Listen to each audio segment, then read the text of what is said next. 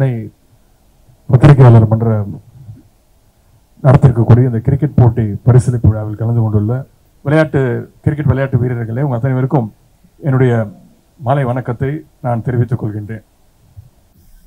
இந்த நிகழ்ச்சி சென்ற வாரம் 30ஆம் தேதி நடக்க இருந்த நிகழ்ச்சி. அப்போது கொஞ்சம் உடல்நிலை சரியில்லை. அவர்களிடத்தில் தொலைபேசியில் தொடர்பு கொண்டு, நிர்வாகிகளிடத்தில் தொடர்பு கொண்டு, இந்த வாரம் வர முடியாது, அந்த பரிசளிப்பு நிகழ்ச்சியை அவங்க நடத்திக்கிட்டோம் அப்படின்னு சொல்ல சொன்னேன். அப்பொழுது அவங்க கேட்டது விரும்பி கேட்டுக்கொண்டது, இல்லை நாங்கள் ஒரு வாரம் தள்ளி கூட நடத்துகிறோம், பரவாயில்ல, எங்களுக்கு துணை முதலமைச்சர் விளையாட்டுத்துறை அமைச்சர் கண்டிப்பாக ஆகணும் அப்படின்னாங்க. நானும் ரொம்ப பிரியத்தோட ஆர்வத்தோட கூப்பிடுறாங்க அப்படின்னு நினச்சிக்கிட்டு ஒரு வாரம் என்னுடைய நிகழ்ச்சிகள்லாம் இன்னைக்கு கலந்து கொண்ட நிகழ்ச்சியெல்லாம் தள்ளி வச்சுட்டு இன்னைக்கு இந்த நிகழ்ச்சியில் கலந்துக்கணும்னு ஆசையாக வந்த பிறகுதான் தெரிகிறது அவங்க கூப்பிட்டது வேற ஒரு எண்ணத்தோட கூப்பிட்டுருக்காங்க அப்படின்னு. தவறில்லை, பல்வேறு கோரிக்கைகளோடு, இந்த மன்றத்திற்கான கோரிக்கைகளோடு, அவங்களோட தனிப்பட்ட கோரிக்கைகளுக்காக அல்ல, முதல்ல பல ஆண்டுகளுக்கு பிறகு இந்த மன்றத்திற்கு தேர்தல் நடந்தது. அதற்கு என்னுடைய வாழ்த்துக்களை நாங்கள் தெரிவித்துக் கொள்கின்றேன். அந்த தேர்தலை சிறப்பாக நடத்தி அதில் வெற்றி பெற்றிருக்கக்கூடிய அனைத்து நிர்வாகிகளுக்கும் இந்த நேரத்தினுடைய வாழ்த்துக்களை நான் தெரிவித்துக் கொள்கின்றேன்.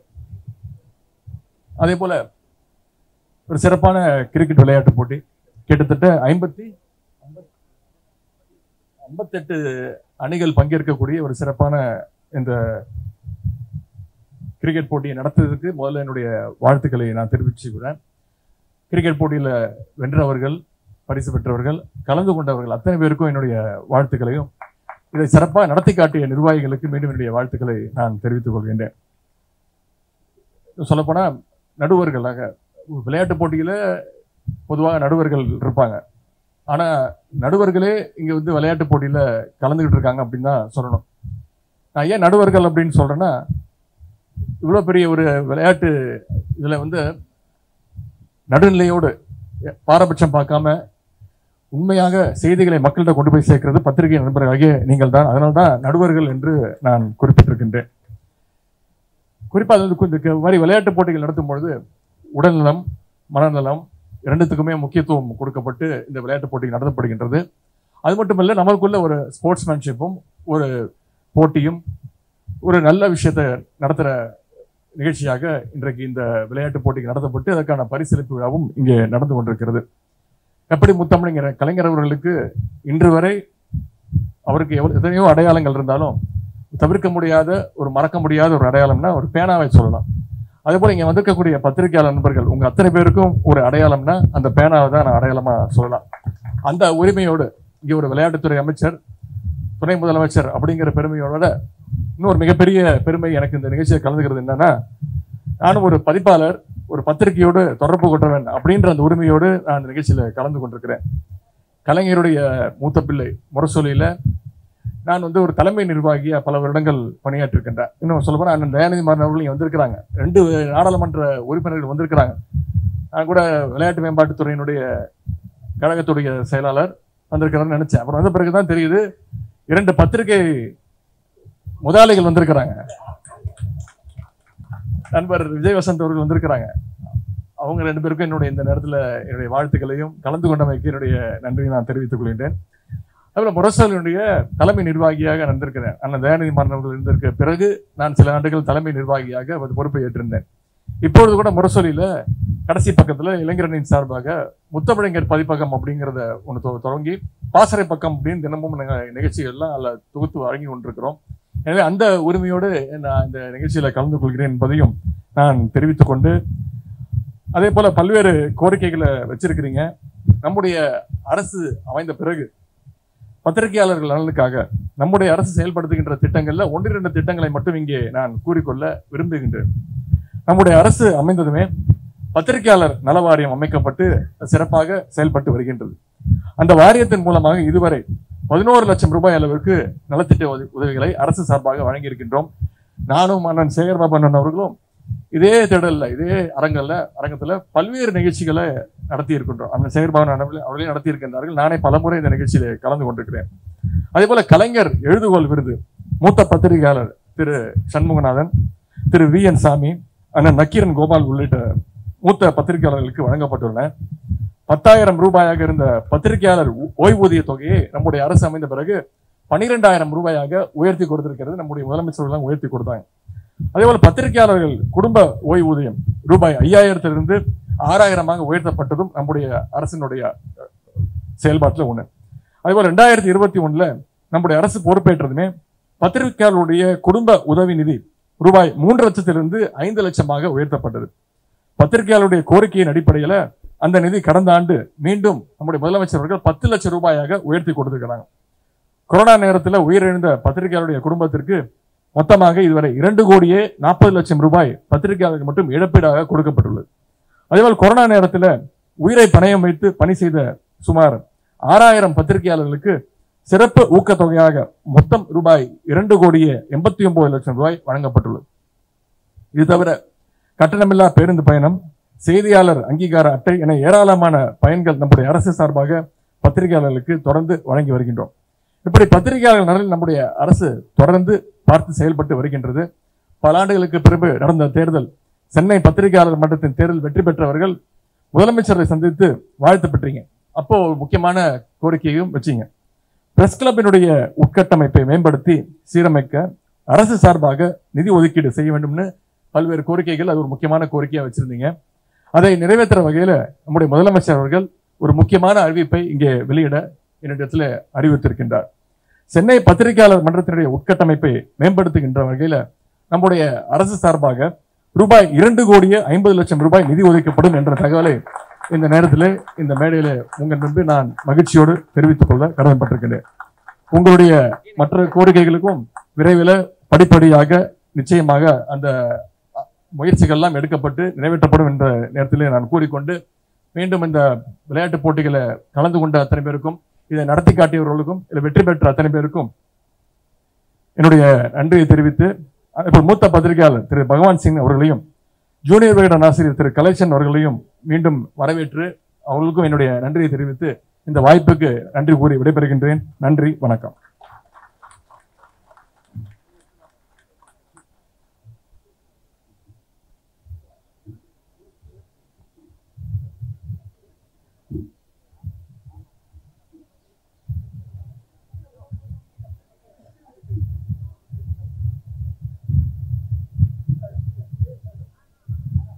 ஒரு மிகப்பெரிய அறிவிப்பு.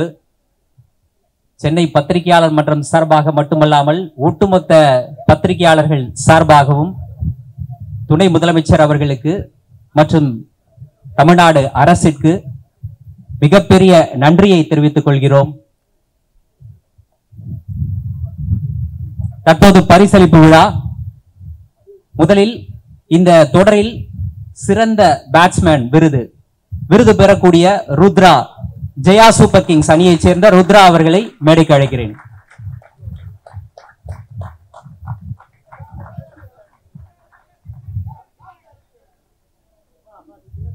அப்படி போ.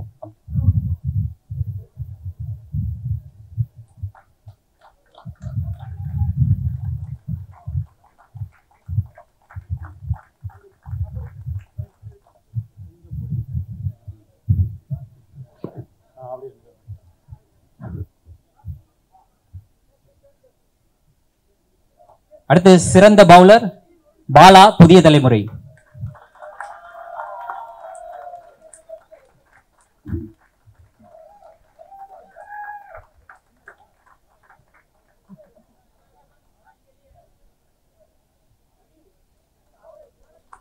சிறந்த ஃபீல்டர் பூபதி, புதிய தலைமுறை.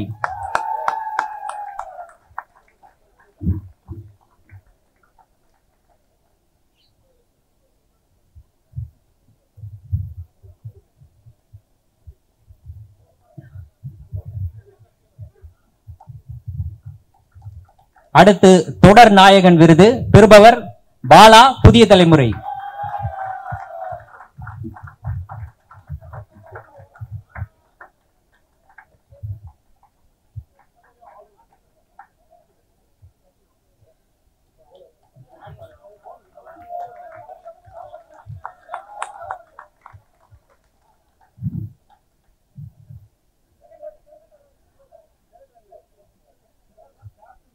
அடுத்ததாக முதல் 3 இடத்தை பிடித்த அணிகளுக்கான பரிசு. 3ஆம் இடம் பிடித்த புதிய தலைமுறை அணி 25,000 ரூபாய் பரிசை பெறக்கூடிய புதிய தலைமுறை அணியைச் சேர்ந்த அணியினர் கேப்டன் மற்றும் துணை கேப்டன் மேடைக்கு வரும்படியும் அணியை சேர்ந்தவர்கள் கீழே அணிவகுத்து நிற்கும்படியும் கேட்டுக்கொள்கிறோம். கேப்டன் வைஸ் கேப்டன் மேடைக்கு வரும்படியும் அணியை சேர்ந்தவர்கள் மேடைக்கு கீழே அணிவகுத்து நிற்கும்படியும் கேட்டுக்கொள்கிறோம். 52 அணிகள் பங்கேற்ற இந்த தொடரில் 3ஆம் இடம் பிடித்த புதிய தலைமுறை அணி 25,000 ரூபாய் பரிசை பெறுகின்றது. மாண்புமிகு தமிழ்நாடு துணை முதலமைச்சர் உதயநிதி ஸ்டாலின் அவர்கள் பரிசை வழங்குகின்றார். அடுத்ததாக 2ஆம் இடம் பிடித்த அணி சத்தியம் தொலைக்காட்சி 2ஆம் இடம் பிடித்து 50,000 ரூபாய் பரிசை பெறக்கூடிய சத்தியம் தொலைக்காட்சி அணியை சேர்ந்த கேப்டன் மற்றும் வைஸ் கேப்டன் மேடைக்கு வரும்படியும் அணியை சேர்ந்தவர்கள் மேடைக்கு கீழே அணிவகுத்து நிற்கும்படியும் கேட்டுக்கொள்கிறோம். சத்தியம் தொலைக்காட்சி 2ஆம் இடம் 50,000 ரூபாய் பரிசு தொகை.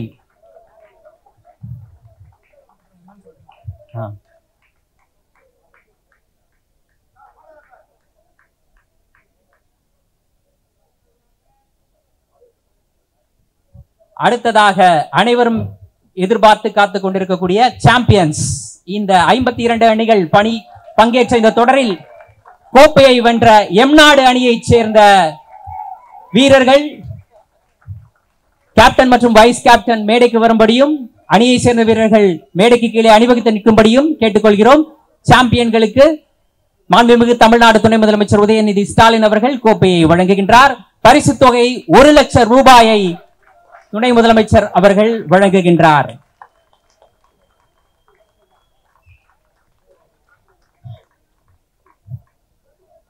சாம்பியன்ஸ் எம்நாடு. அடுத்ததாக ஒரு சிறப்பு பரிசு. இந்த 52 அணிகளில் மிகவும் தனித்துவமாக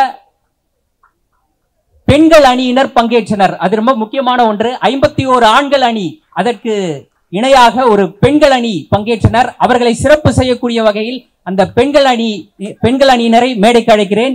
அவர்களை சிறப்பு செய்ய தமிழ்நாடு துணை முதலமைச்சர் உதயநிதி ஸ்டாலின் அவர்களை அழைக்கிறேன். சத்தியம்.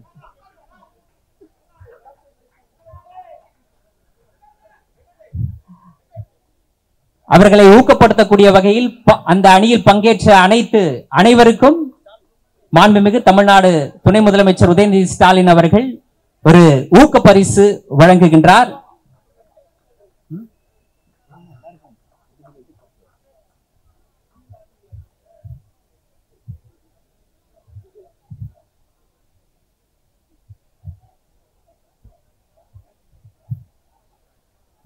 அடுத்ததாக இந்த ஒட்டுமொத்த போட்டிகள் மற்றும் இந்த நிகழ்வு சிறப்பாக நடைபெறுவதற்காக இந்த ஒளி அமைப்பை செய்து கொடுத்த டிகே என்டர்பிரைசஸ் நிர்வாக இயக்குனர் இஸ்ரத் அவர்களை சிறப்பு செய்வதற்காக தமிழ்நாடு துணை முதலமைச்சர் உதயநிதி ஸ்டாலின் அவர்களை அழைக்கிறேன். இஸ்ரத் அவர்களை மேடைக்கு அழைக்கிறேன்.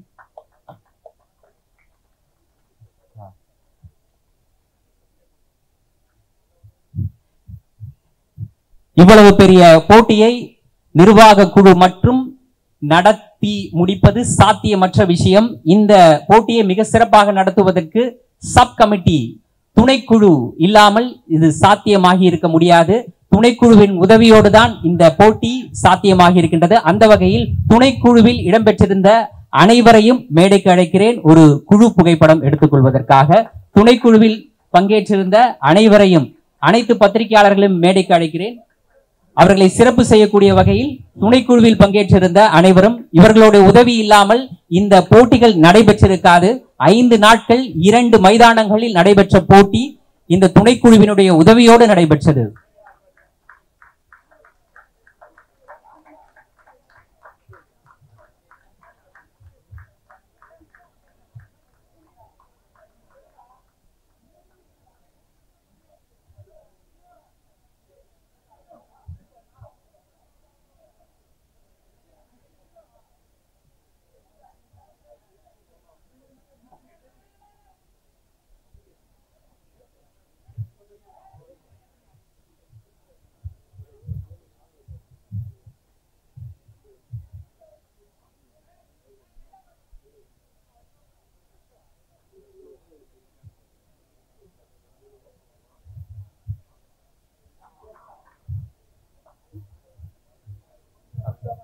Okay, thank you.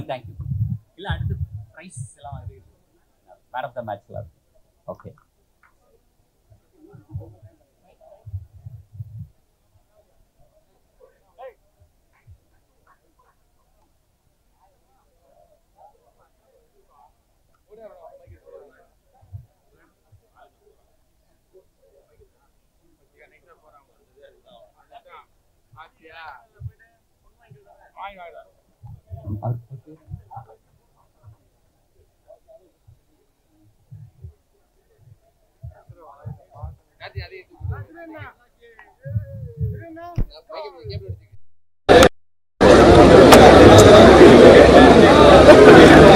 தமிழ்நாடு துணை முதலமைச்சர் உதயநிதி ஸ்டாலின் அவர்களை சென்னை உயர்நீதிமன்ற செய்தியாளர்கள் சங்கம் சார்பாக சிறப்பு செய்யப்பட்டது.